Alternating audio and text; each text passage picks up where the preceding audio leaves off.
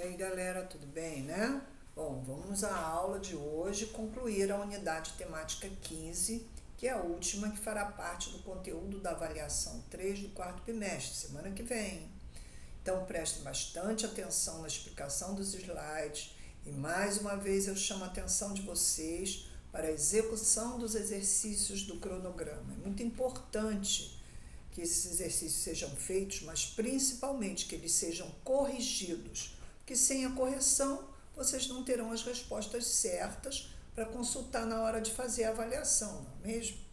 Então vamos lá, Colégio Ari Quintela, 8º ano, professora Maria de Fátima, unidade temática 15, Imperialismo, África e Ásia, conclusão. No Congo belga, vamos ver como é que foi a dominação nessa região da África. Assim como a Alemanha e a Itália, a Bélgica também saiu atrasada na busca das colônias africanas, restando para o rei Leopoldo II a região central do continente, banhada pelo rio Congo.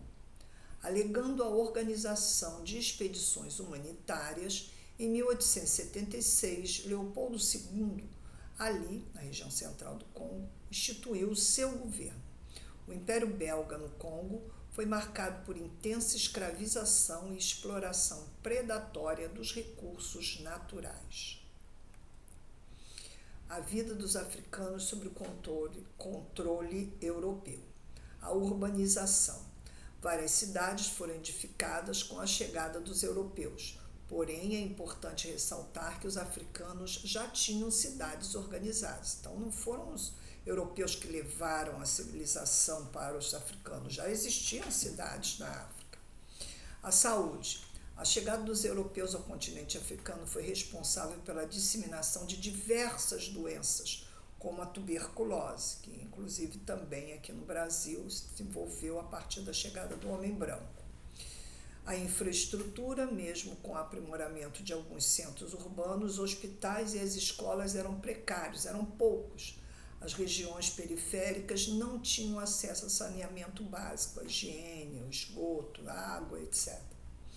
A educação ficava a cargo das missões religiosas. As aulas eram voltadas para o estudo da língua dos colonizadores e da matemática. Somente essas disciplinas eram priorizadas na educação que os colonizadores levavam para a África. Revoltas e resistência africana. Então vamos falar de algumas revoltas, como a de Maji-Maji, que ocorreu entre 1905 e 1907 na atual Tanzânia. O movimento teve um caráter religioso que buscava o fim dos maus tratos e da exploração alemã. Os africanos queriam continuar praticando as suas religiões, mas a religião dos colonizadores lhes era imposta. Esse foi o motivo principal dessa revolta. O Levante Zulu, que ocorreu em 1906 na África do Sul, foi um movimento que lutou contra a pesada tributação de impostos pelos ingleses. Então, essa região da África do Sul foi colonizada pelos ingleses, que cobravam altos impostos dos africanos. Esse foi o motivo principal da organização desse Levante Zulu na África do Sul. Agora vamos falar do imperialismo na Ásia, né? Nós vemos aí nesse mapa a distribuição de como foi esse processo na Ásia. O continente asiático também foi alvo da corrida imperialista.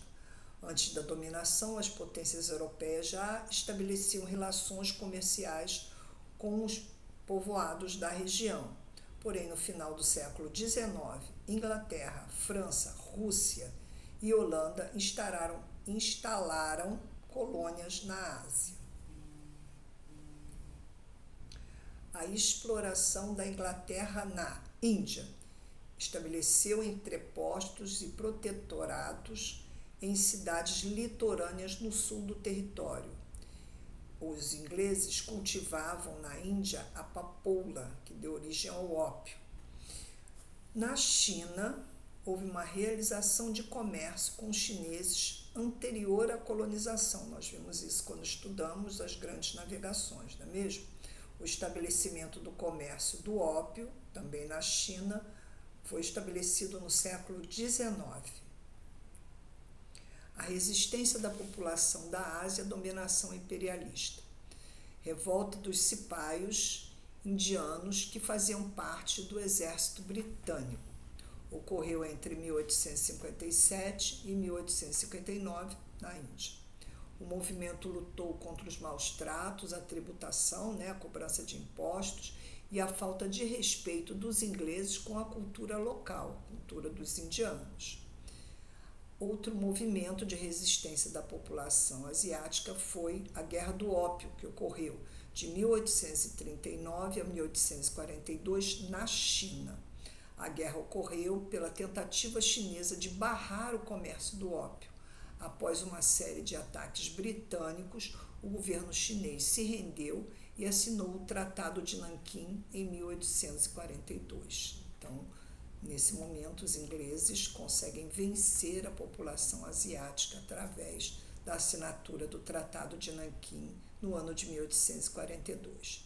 E a Guerra dos Boxers, onde os integrantes de uma sociedade secreta expulsavam estrangeiros do território chinês. Então, essa Guerra dos Boxers aconteceu na China no ano de 1899 até 1900.